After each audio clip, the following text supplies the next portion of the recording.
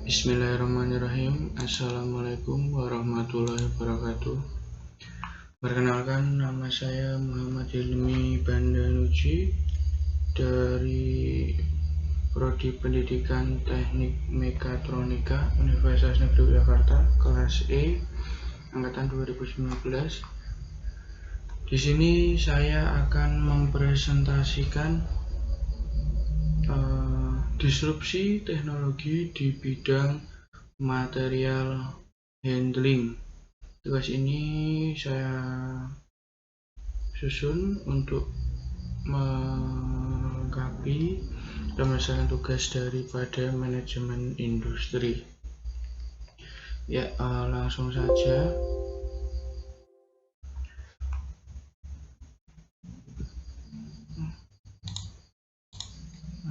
Kita menuju ke materi. Yang pertama, kita akan membahas tentang disrupsi teknologi. Disrupsi teknologi, apakah itu disrupsi teknologi? Perkembangan media saat ini sedang mengalami disrupsi teknologi digital. Disrupsi teknologi digital merupakan era terjadinya inovasi dan perubahan besar-besaran secara fundamental karena hadirnya teknologi digital, mengubah sistem yang terjadi di Indonesia maupun global. Ya, ini seperti transformasi digital. Jadi adanya inovasi dan perubahan-perubahan baru secara besar-besaran karena hadirnya teknologi digital atau teknologi yang terbarukan, yang mana mengubah sistem yang sebelumnya digunakan atau yang terjadi di Indonesia maupun dalam skala internasional atau global. Perkembangan teknologi digital ini mampu menggantikan pekerjaan manusia. Ya, karena perkembangan teknologi ini sudah lebih mutakhir, bisa dibilang seperti itu, dibanding teknologi yang lama atau konvensional yang mana masih menggunakan tenaga manusia. Karena pada perkembangan teknologi ini semuanya bisa dibilang serba otomatis. Platform digital mampu mengubah produksi, distribusi, serta iklan pada media. Ya, platform digital ini sudah merambah ke banyak bidang. Di antaranya adalah mengubah proses produksi yang mana tadi banyak menggantikan pekerjaan manusia, seperti di-upgrade-nya dengan menggunakan mesin-mesin terbarukan yang lebih dapat memangkas waktu produksi, biaya produksi, serta efektivitas dan efisiensi perusahaan, proses distribusi, serta iklan di media.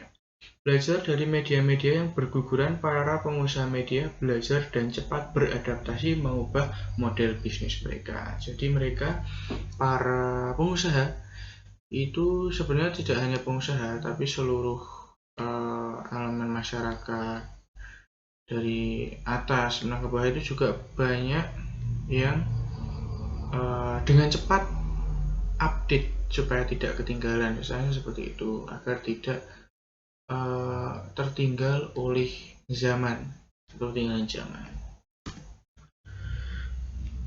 Di sini pada judul sesuai kita akan membahas tentang material handling.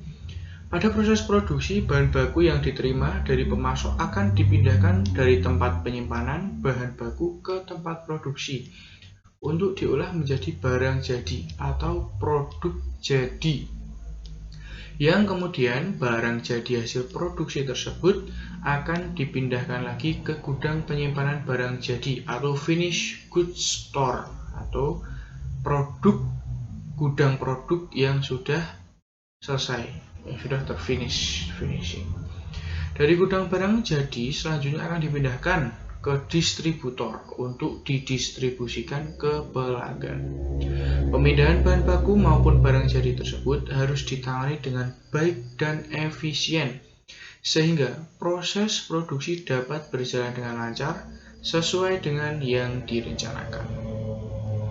Proses pemindahan bahan baku maupun barang jadi tersebut pada umumnya disebut dengan proses material handling atau proses penanganan bahan. Ya, jadi menghandle bahan atau material dengan cara memindah-mindahkan serta memproses barang tersebut dari tempat penyimpanan atau malah dari supplier menuju ke konsumen.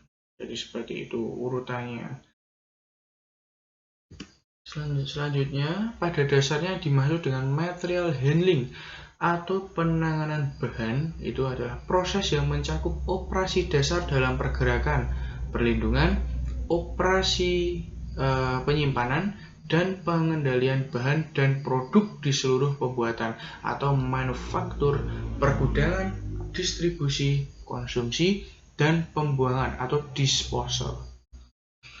Proses material handling atau penanganan bahan ini sangat penting karena semua bahan dan produk harus ditangani dengan baik, sehingga dapat mencapai tujuannya dengan aman dan juga untuk menjaga kondisi dan kualitas bahan-bahan yang ditangani tersebut. Sebagai suatu proses, material handling atau penanganan bahan menggabungkan berbagai peralatan manual, dari semi-otomatis ataupun otomatis dengan sistem-sistem yang dapat mendukung kelancaran fungsi rantai pasokan atau supply chain dan logistik. Jadi material handling itu adalah proses yang dapat menggabungkan berbagai peralatan dari manual, semi-otomatis maupun otomatis. Jadi tidak hanya otomatis ataupun hanya manual atau semi-otomatis, itu dapat dipadukan dari ketiga tersebut. Yang mana nanti pada dasarnya adalah pemrosesan atau penanganan bahan material handling.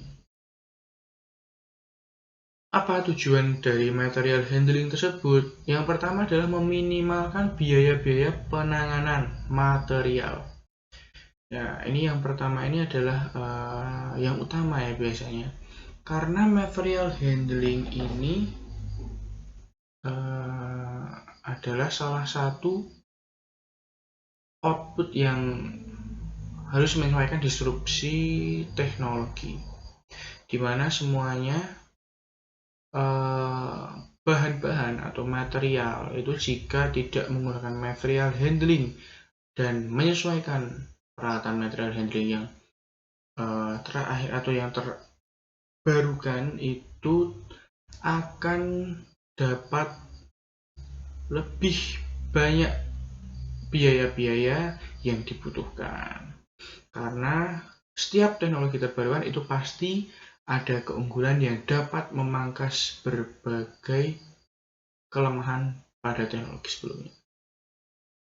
Yang kedua adalah meminimalkan gangguan dan penundaan dengan menyediakan bahan yang diperlukan pada waktu yang tepat dan jumlah yang tepat juga.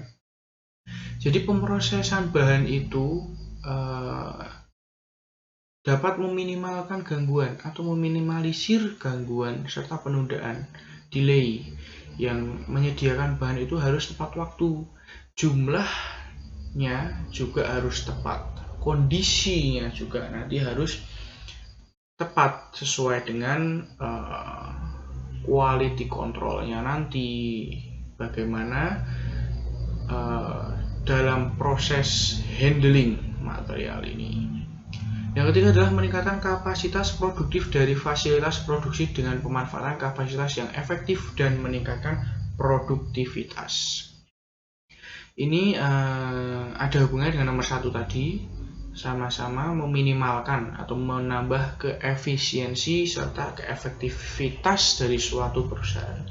Selanjutnya menjaga keamanan dalam penanganan material atau bahan melalui perbaikan kerja.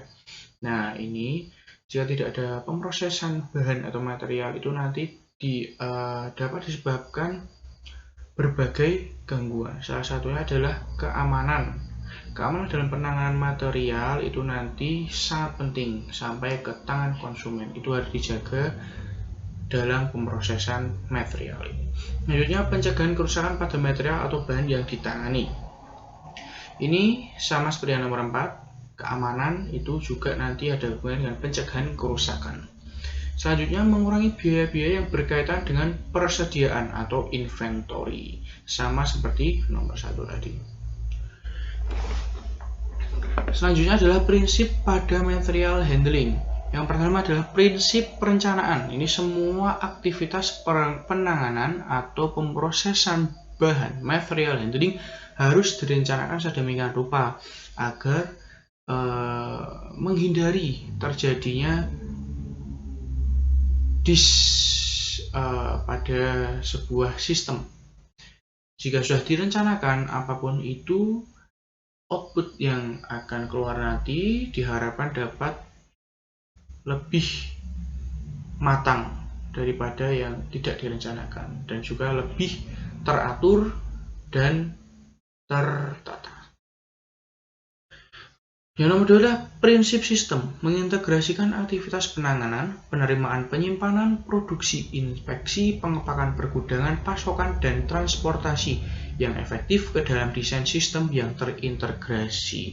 Jadi semua sistem dari penerimaan, penyimpanan, produksi, inspeksi, dan pengepakan pergudangan dan lain-lain itu secara efektif diintegrasikan ke dalam aktivitas penanganan dalam prinsip sistem itu tadi. Prinsip pemanfaatan ruang itu mendorong pemanfaatan yang efektif dari semua ruang yang tersedia.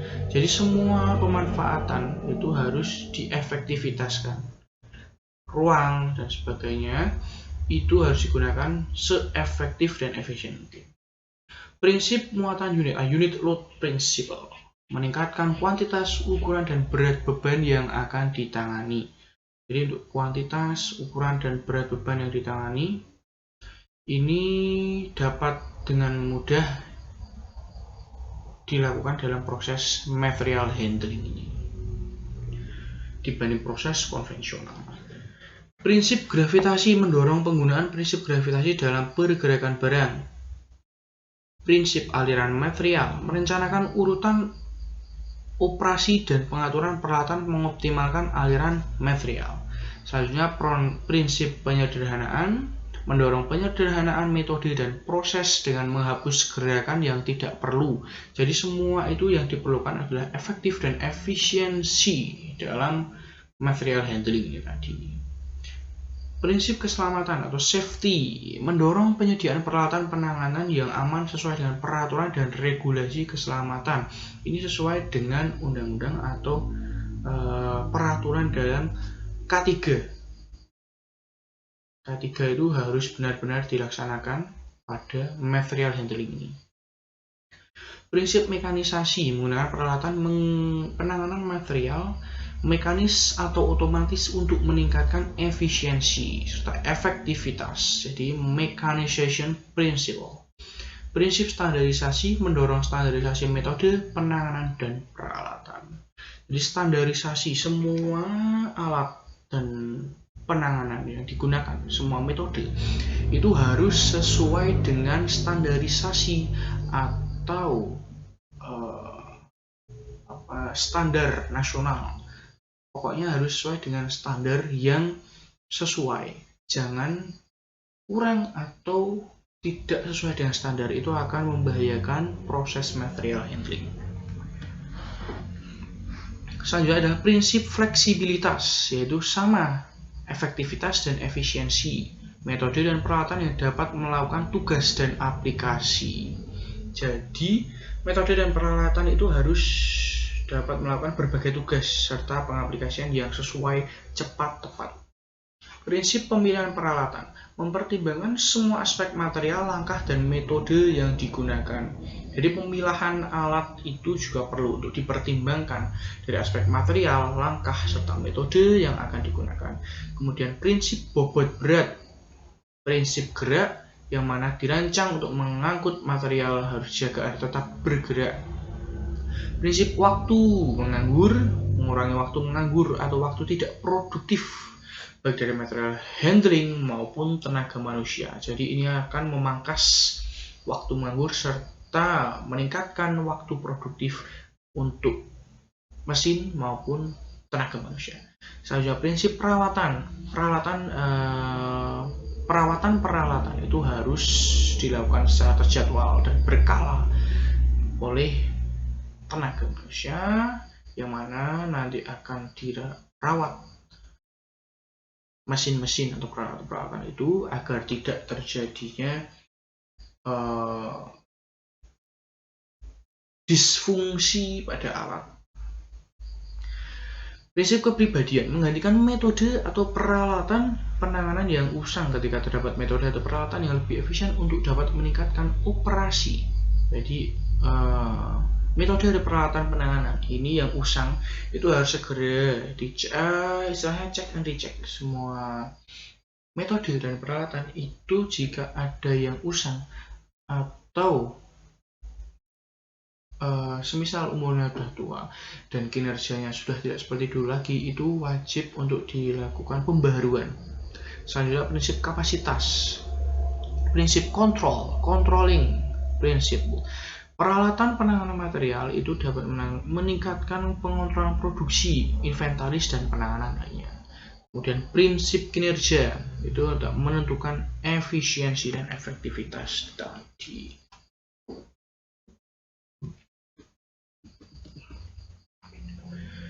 Kemudian pengaplikasian material handling, ini ada pengemasan dan pengepakan dari pabrik atau supplier. Kemudian loading dari gudang ke alat pengangkut, yang mana kemudian jika sudah diangkut dari gudang ke alat pengangkut itu transportasi ke customer. Setelah transportasi ke customer itu unloading di pabrik customer. Ini customer skala besar ya. Unloading itu adalah bongkar ke pabrik customer. Setelah itu proses penerimaan barang oleh customer, yang mana pengangkutan bahan dari supplier tadi itu ke gudang customer, yang mana pemisahannya adalah diri kita sebagai customer. Pengiriman barang untuk proses produksi atau transfer barang. Kemudian work in process, setelah selesai transportasi dalam proses produksi.